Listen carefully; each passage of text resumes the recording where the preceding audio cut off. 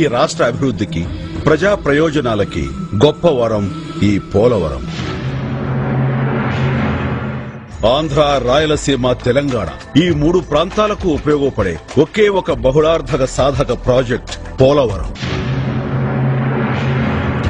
ఈ ప్రాజెక్టు ద్వారా దేశంలోనే మొదటిసారిగా నదుల అనుసంధానానికి అంకురార్పణ చేసిన వాళ్ళమవుతాం.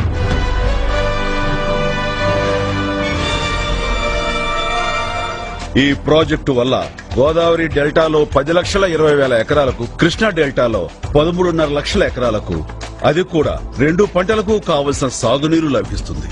గుంటూరు జిల్లా, ప్రకాశం జిల్లాల్లో సాగులో ఉన్న భూములన్నింటికీ 2 పంటలకు నీరు అందించి స్థిరీకరించబడేలా చేస్తుంది ఈ పోలవరం ప్రాజెక్టు.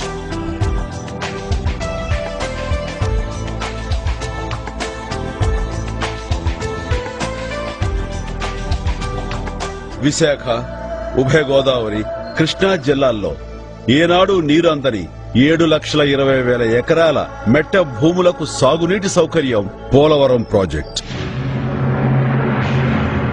తాగునీటి కోసం ఎదురు చూస్తున్న 5 కాదు 10 కాదు, ఏకంగా 540 గ్రామాల ప్రజల ఎదురు చూపులకు పరిష్కారం ఈ పోలవరం ప్రాజెక్ట్.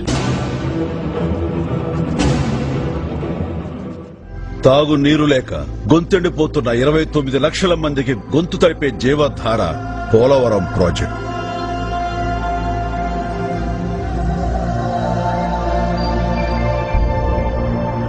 ప్రతి సంవత్సరం వరదల సమయంలో పొంగుతున్న గోదావరి ఊళ్ళు ఏర్లు ఏకం చేస్తూ సముద్రంలో కలిసిపోతుంది. దీనివల్ల 3,000 టీఎంసీల నీరు వృధాగా పోవటమే కాక చాలా ఆస్తి నష్టం, ప్రాణ నష్టం వాటిల్లుతుంది.